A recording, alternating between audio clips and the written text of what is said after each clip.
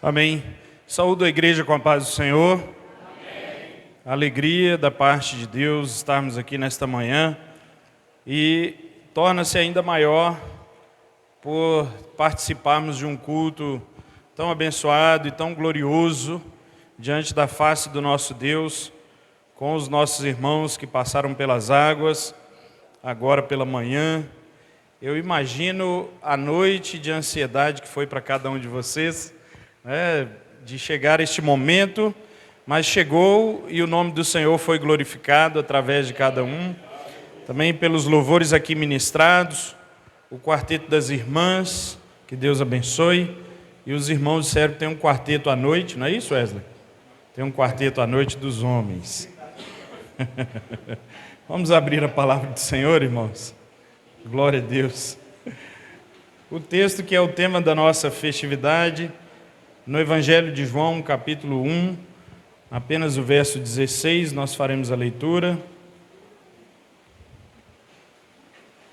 Quero agradecer mais uma vez ao pastor Cleilson por esta oportunidade gloriosa de estar aqui com os irmãos. Para mim é um privilégio muito grande poder fazer parte deste momento e eu fico sem palavras, viu, irmãos, porque nós temos uma família muito unida, muito abençoada pelo Senhor, e nosso irmão veio para cá há muitos anos, e todas as vezes que a gente encontra pessoalmente, é uma alegria muito grande, e poder participar desta festividade, a alegria se torna ainda maior. Que Deus abençoe esta igreja em nome de Jesus. João 1,16, a palavra de Deus nos diz assim, vamos ler o 15 também, irmãos. João testemunha a respeito dele e exclama: este é o de quem eu disse, o que vem depois de mim tem, contudo, a primazia, porquanto já existia antes de mim, porque todos nós temos recebido da sua plenitude e graça sobre graça. Amém.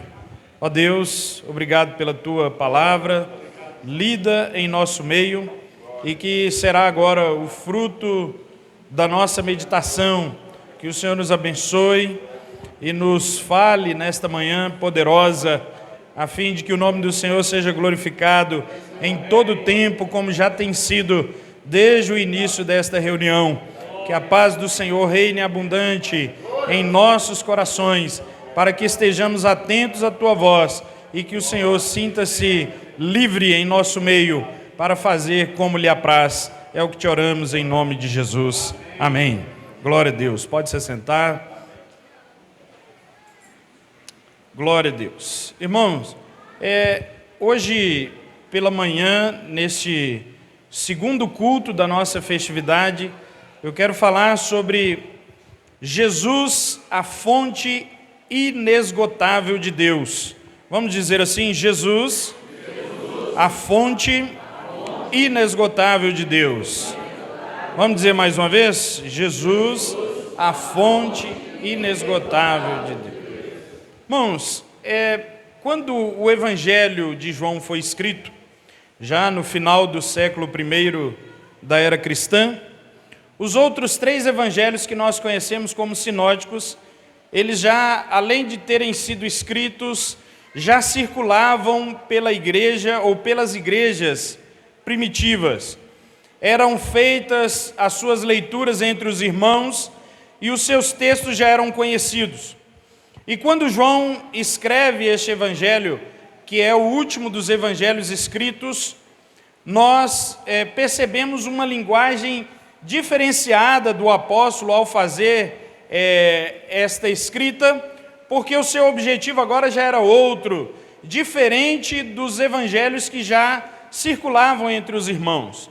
Ele agora procurava mostrar que Jesus, ele não era só um ser humano encarnado e que operou milagres, sinais e maravilhas entre o povo judeu, mas ele era o próprio Filho de Deus, ou a própria encarnação de Deus, que havia descido sobre a face da terra para salvar o mundo. Mas um dos grandes objetivos deste evangelho ter sido escrito é por causa de uma heresia conhecida como gnosticismo. Eu sei que a maioria dos irmãos já ouviu falar a respeito disso, e eu não quero me delongar muito a respeito dos ensinos desta heresia chamada gnosticismo, porque o nosso pastor Cleilson tem até uma pregação em que ele nos apresenta o verbo, e os irmãos podem acompanhar esta mensagem, onde ele vai explicar com mais detalhes a respeito desta heresia, porque o meu objetivo aqui é concentrar apenas no tema da nossa mensagem, que é Jesus, a fonte inesgotável de Deus. Mas eu quero dizer que o gnosticismo era uma espécie de misturas de ensinamentos, uma heresia que se apoderava e que se apossava de alguns ensinos, em especial fundamentados na filosofia grega. Possuíam diversas doutrinas, diversas crentes, mas toda ela era baseada em apenas duas coisas que eu quero ressaltar aqui para os irmãos. A primeira é de onde deriva o nome gnosticismo, que vem do termo grego gnosis, que significa conhecimento. Então a ideia do gnóstico era que a salvação ou o reencontro com o divino se daria por meio do conhecimento. E a outra coisa importante é que esta união com o ser divino, ela se dava por meio de um caminho conhecido por eles como pleroma. E o pleroma era um caminho dividido em diversas etapas, poderíamos dizer assim, ou diversos degraus. Então o pleroma, ninguém recebia todo o conhecimento para se encontrar com o divino de uma vez só. Ele passava por algumas etapas de conhecimento, e este conhecimento do pleroma, à medida que ia aumentando, ele ia se aproximando um pouco mais do ser divino, até que ele completasse toda essa jornada, e então ele estaria unido novamente ao ser divino. A palavra pleroma no grego significa plenitude, e esse caminho composto de diversos estágios ou de diversos graus de conhecimento, à medida que os gnósticos imaginavam que eles iam alcançando esses degraus, eles atingiriam o conhecimento pleno, perfeito, por isso que era chamado de gnosticismo ou de pleroma. Ao escrever então o Evangelho, João faz uma defesa da deidade de Cristo, mostrando que aquilo que os gnósticos julgavam ser um tipo de conhecimento especial, que era direcionado especificamente para os conhecidos filósofos de sua época, João agora vai nos dizer que este conhecimento não estava reservado exclusivamente para as pessoas que se dedicassem às letras, ou para pessoas que se dedicassem ao entendimento e ao conhecimento da filosofia gnóstica, mas ele havia sido revelado através de uma pessoa, e esta pessoa se chamava Jesus Cristo, que é o próprio Deus encarnado, e a vida de todo aquele que nele cresce seria apresentada à plenitude de sua glória.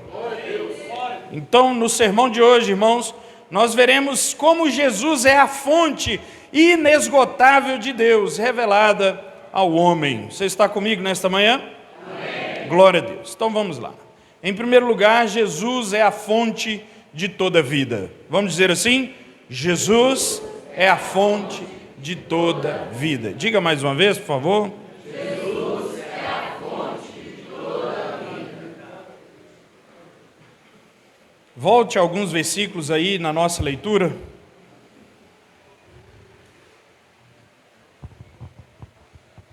No princípio era o verbo, verso 1, e o verbo estava com Deus, e o verbo era Deus.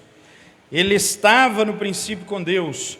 Todas as coisas foram feitas por intermédio dele, e sem ele nada do que foi feito se fez.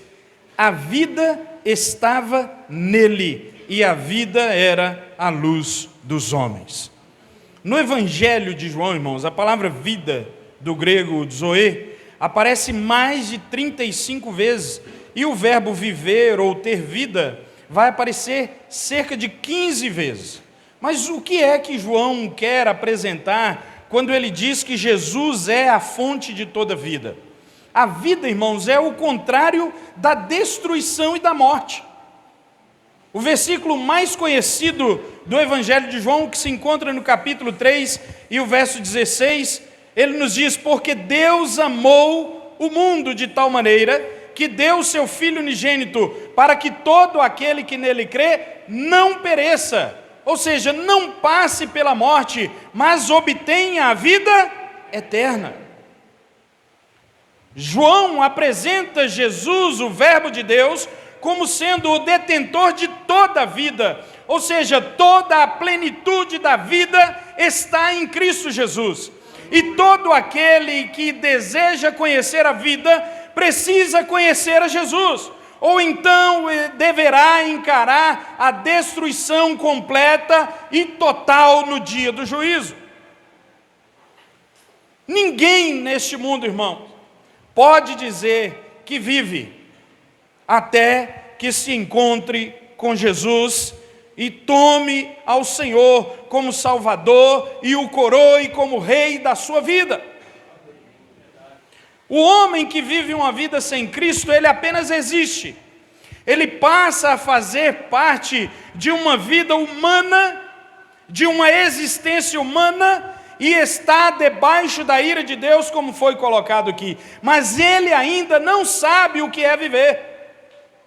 Por isso, irmãos, que antes de conhecermos ao Senhor Jesus, nós nos deparamos com diversas coisas que aparentemente irão nos renovar a vida, e de fato elas parecem nos renovar temporariamente, mas quando nós vamos desfrutando daquilo, parece que aquela fonte se acaba, parece que aquela fonte de vida se esgota, e então nós retornamos ao nosso vazio inicial. Existem pessoas que acham que vão encontrar a vida quando beberem ou alguma bebida mais forte. Outros acham que vão encontrar a vida quando usarem algum tipo de droga ilícita. Outros pensam que ao adquirir coisas também irão encontrar a vida, mas a realidade é esta, meus irmãos: quanto mais coisas nós adquirimos, quanto mais nós tentamos nos envolver naquilo que aparentemente nos trará vida, mais nós nos descobriremos em meio a um vazio sem fim.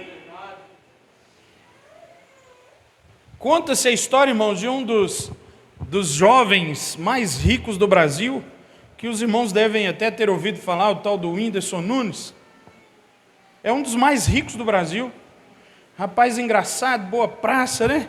Aquele negócio todo. De repente, a vida começou a ficar sem graça. Tinha todo o dinheiro para comprar tudo o que quisesse. E de repente o rapaz estava depressivo. Estava em depressão. Tem gente que fica com depressão por falta de dinheiro. Não é o caso de nenhum vilhenense aqui hoje, amém? Aí fica lá, depressivo, estou sem dinheiro, estou sem trabalho, estou sem fonte de renda.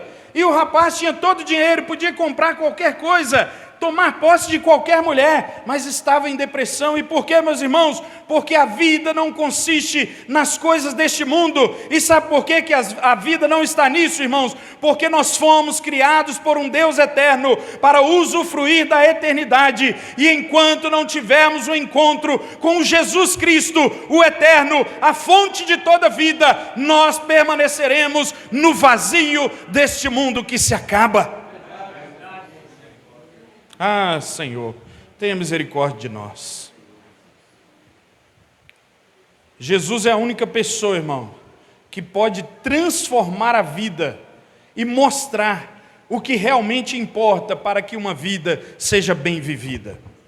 E aí, talvez alguém pergunte para você assim: mas o que eu vou fazer ao encontrar com Jesus? Eu não posso mais aproveitar a vida.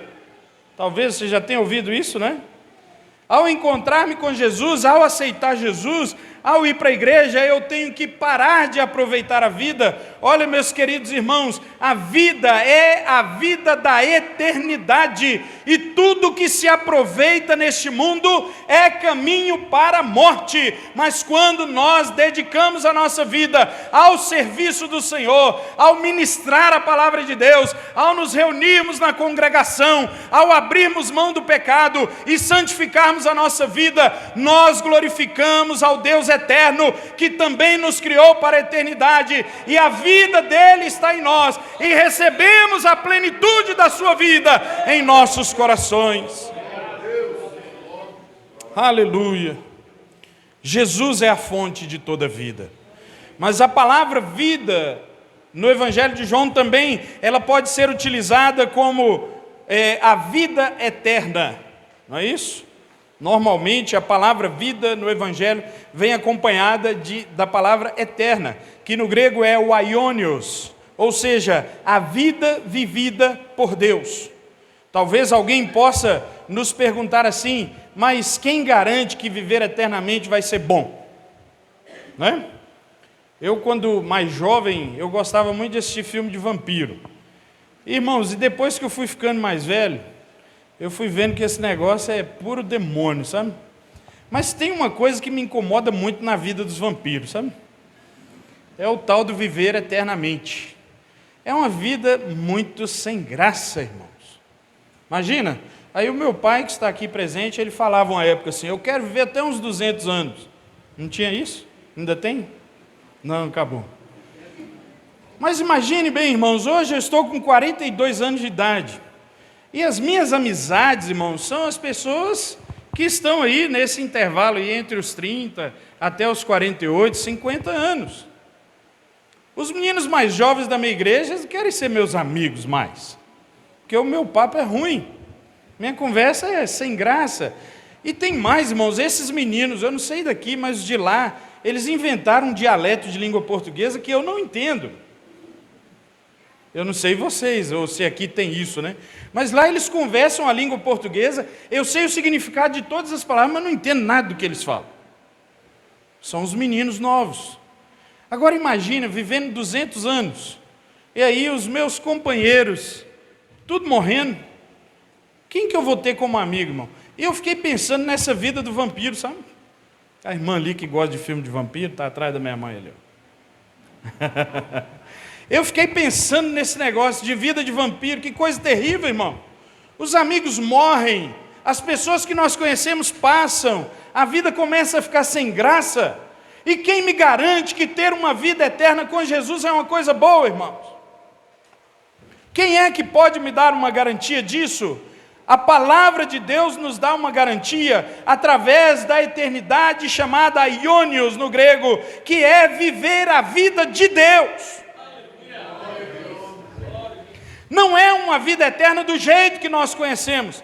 Não é uma vida eterna usufruindo de coisas passageiras que hoje nos alegram e amanhã já não tem graça. Não é como o smartphone novo, que no primeiro dia eu esgoto a bateria tentando descobrir todas as suas novidades, mas daí a 2 meses já está na mão do menino jogando no chão. Não é como o carro que eu cuido de todos os arranhões, mas depois nem de um amassado eu quero saber mais. É uma vida de eternidade, vivendo para a glória de Deus, sabendo quem é o Senhor, a fonte inesgotável de toda vida.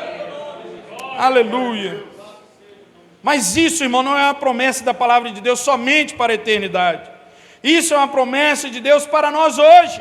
A vida em abundância prometida na palavra de Deus para nós é uma vida que nós já usufruímos agora. É maravilhoso viver para o Senhor. E quer saber a grande prova disso? Olhe para o lado aí. Tem gente do seu lado, não tem? Olha aí o exemplo de que é bom viver a vida com Deus.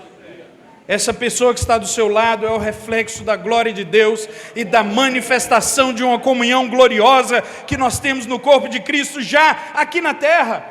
Por isso, irmãos, todas as vezes que nós nos reunimos aqui, é como se o céu estivesse no nosso meio, e nós já estivéssemos no céu, usufruindo da presença gloriosa daquele que nos deu vida, e vida em abundância. Aleluia.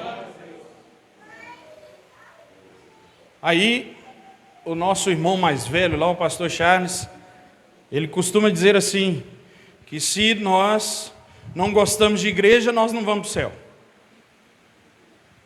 Porque no céu só vai ter igreja reunida. Se a gente não gosta de culto, nós também não vamos para o céu. Porque no céu vai ser culto o tempo inteiro. E o pior, ele diz assim, se você não gosta de crente, você também não vai para o céu. Porque no céu só vai ter crente. Qual é o lugar que nós queremos estar, irmãos? Eternamente com o Senhor. Portanto, usufrua desta vida hoje, para a glória do nosso Deus. Você já encontrou Jesus? Ele é a fonte de toda vida. Aleluia. Mas o evangelista João também diz, a respeito de uma outra palavra, nesse verso 4 que nós lemos, ele diz: a vida estava nele e a vida era a luz dos homens. Então ele apresenta o verbo de Deus também como a luz. E se nós estamos falando que Jesus é a fonte inesgotável de Deus, Jesus automaticamente é a fonte de toda luz. Diga assim: Jesus é a fonte de toda luz. Diga mais uma vez: Jesus é a fonte de toda luz.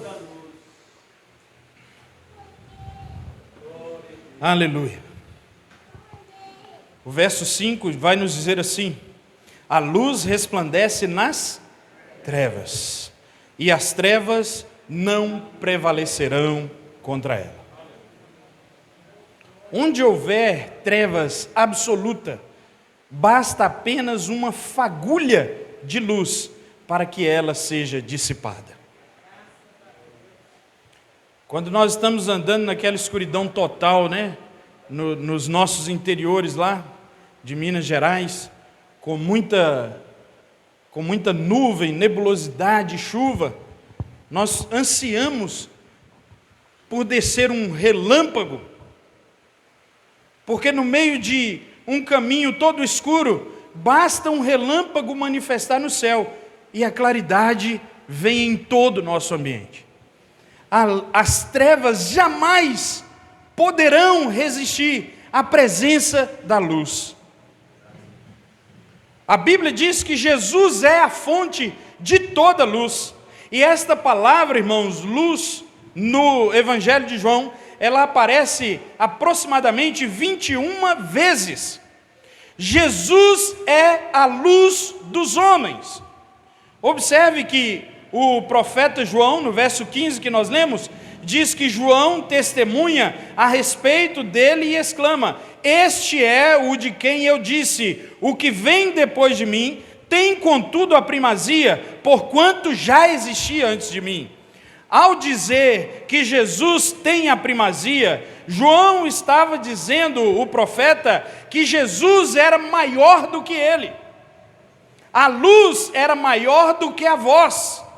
João se declara como a voz que clama no deserto, verso 23, quando ele é perguntado a respeito do que diz a respeito de si mesmo, ele diz: eu sou a voz do que clama no deserto, endireitai o caminho do Senhor, como disse o profeta Isaías.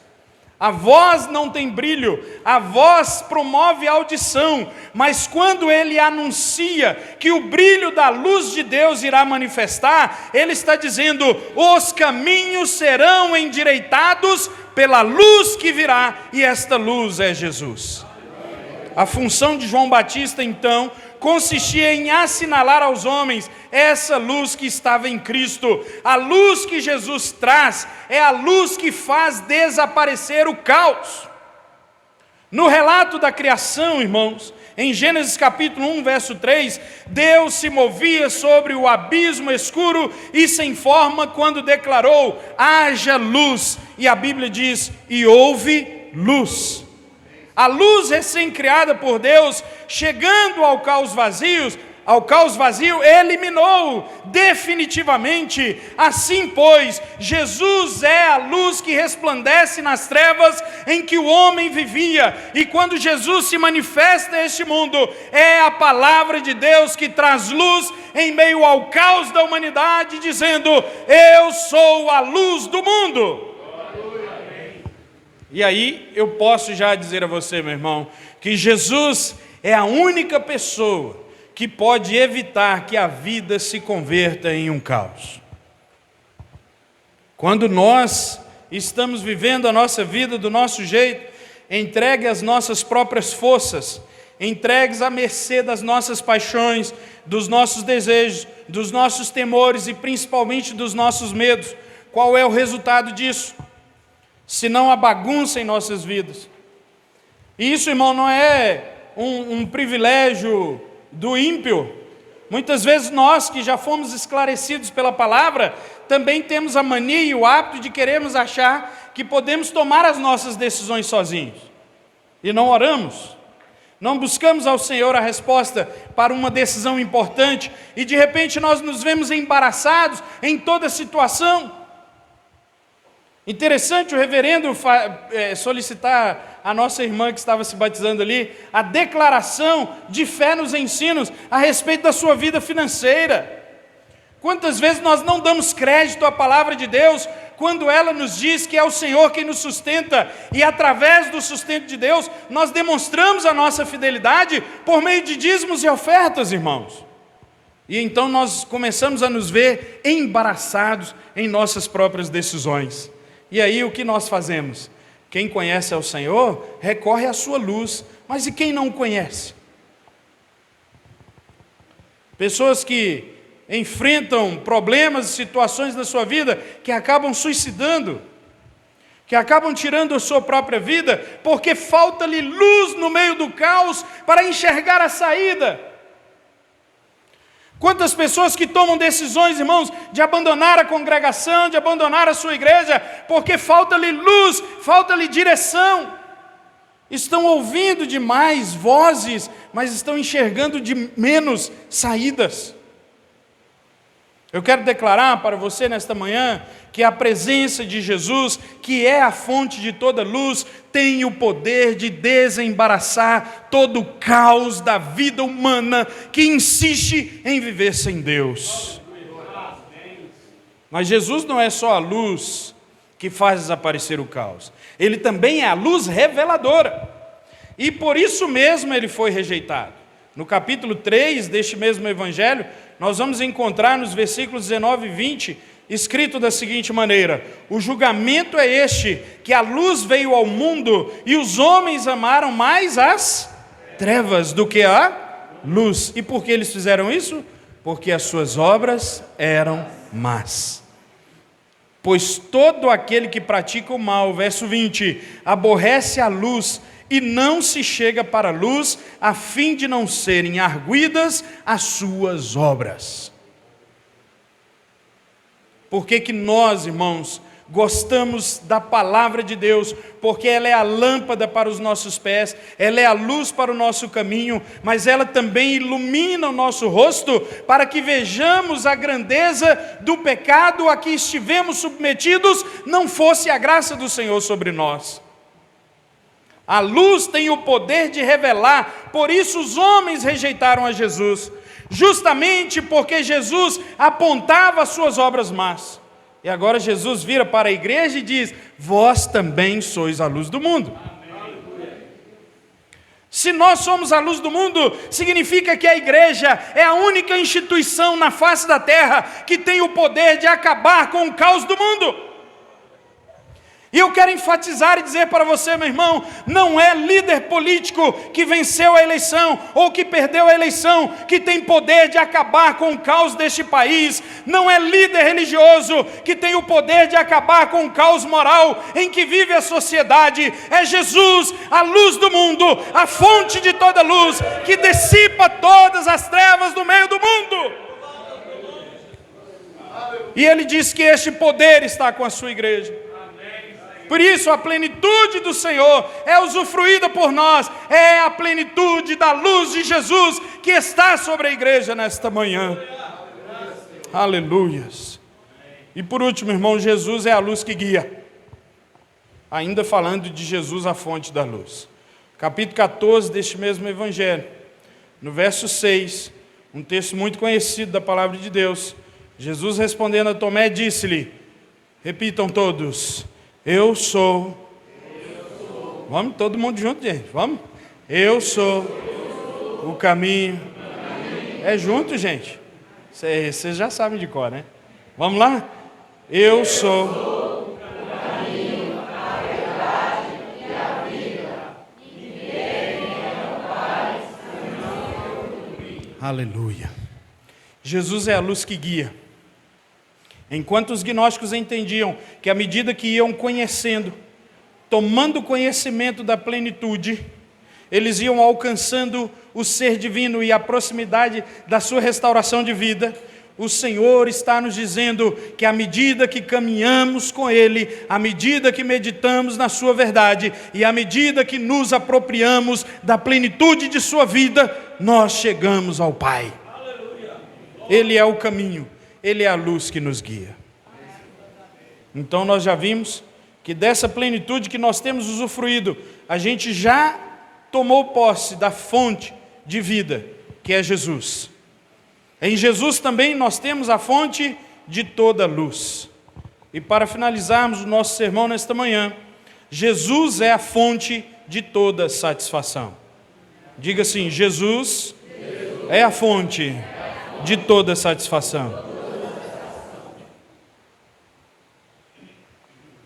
O verso 16 que nós lemos, capítulo 1, está escrito que todos nós temos recebido da sua plenitude. Se o evangelista João está dizendo que toda a plenitude da vida e toda a plenitude da luz estão em Cristo, nós temos recebido a Cristo, portanto temos vida plena e luz plena sobre as nossas vidas.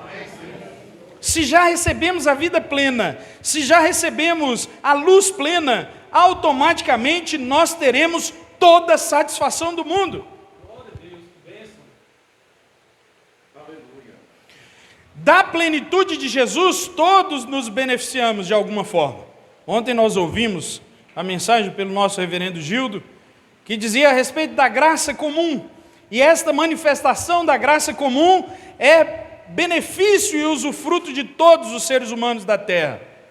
Mas aqui nós estamos empregando a palavra pleroma, que João vai utilizar para dizer da plenitude de Cristo que recebemos. Ela é uma palavra importantíssima para nós, porque significa a soma total de tudo que se encontra em Deus. Então, quando diz no texto que nós temos recebido da sua plenitude, nós temos recebido tudo que vem de Deus, e Deus é pleno.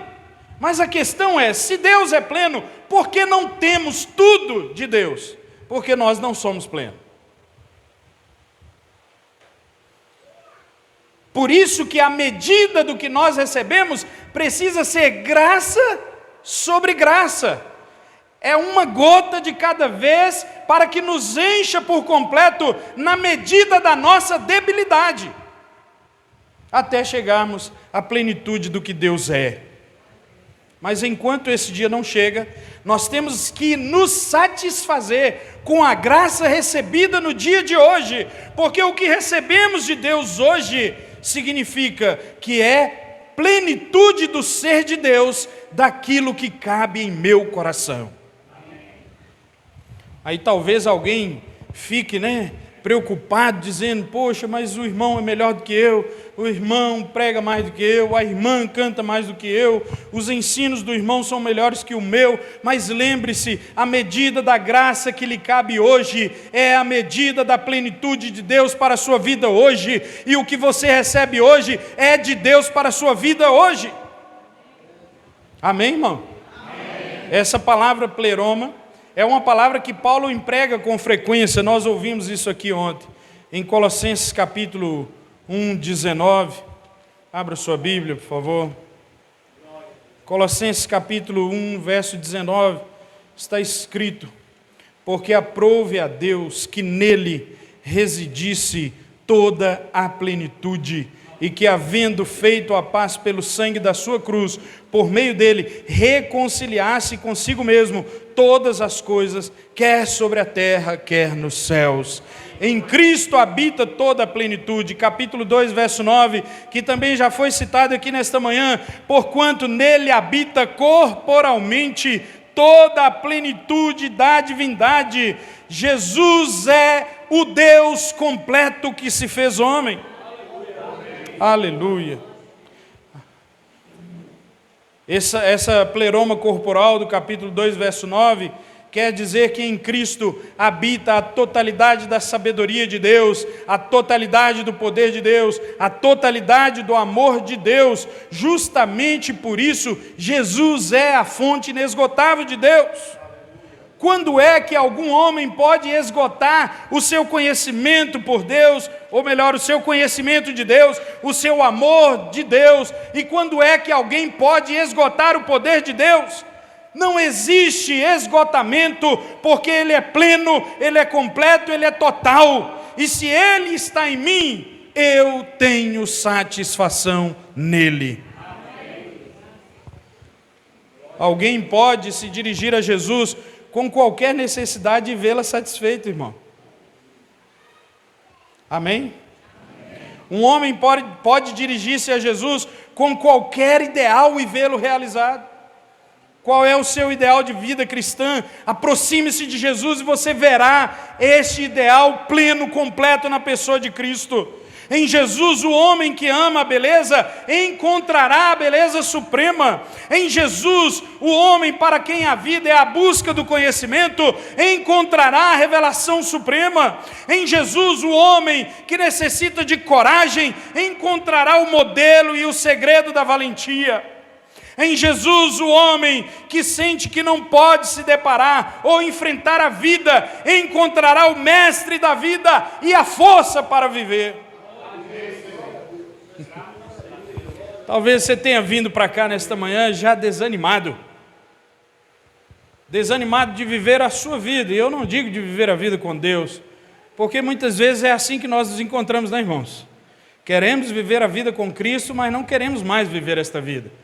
Eu quero dizer para você que em Jesus, a fonte de toda satisfação, Ele lhe dará coragem para viver.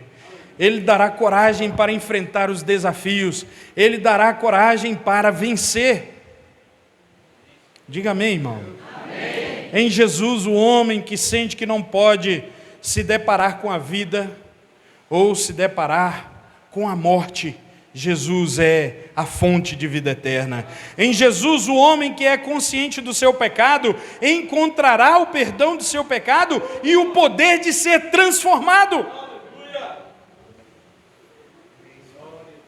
Eu não sei se você se encontra nesta situação hoje, de viver cansado do seu estilo e modelo de vida. Eu quero dizer que Jesus tem uma fonte de satisfação para o seu coração. E sabe por quê, irmãos, que muitas vezes a graça de Deus não tem satisfeito as nossas vidas? É porque em muitos momentos, em muitas ocasiões, nós estamos desejando aquilo que a graça de Deus não quer para nós. Qual é a satisfação para nós neste momento, irmão? Nós temos exemplo claro disso em Belo Horizonte, que quando começa a chover, irmãos, umedece tudo, e aí a gente só ouve reclamações, não vou à igreja, está chovendo. Isso é só lá, não é isso, pastor? Acho que eu não ouvi isso em uma pregação sua, não. Pastor, não vou ao culto porque está chovendo. Ou então começam a reclamar dizendo, está chovendo demais. E depois ficamos sem chuva, e diz, o tempo seco traz muitas doenças. Ó Senhor, envia a chuva. Falta de satisfação e falta de contentamento com a graça de Deus, irmão. Experimente ler novamente comigo aqui o texto que nós fizemos a leitura inicial, no capítulo 1 do Evangelho, que nós estamos meditando nesta manhã. O verso 16, porque todos nós temos recebido da sua plenitude. O que nós recebemos hoje, irmão, é a plenitude que nos cabe para o dia de hoje. Portanto, louve ao Senhor pelo dia de hoje. E louve ao Senhor pela plenitude alcançada no dia de hoje, porque esta é a medida que cabe ao nosso coração. Aleluia. E aí nós começamos a murmurar contra o Senhor, irmão. Nós reclamamos do que possuímos, reclamamos do que não possuímos.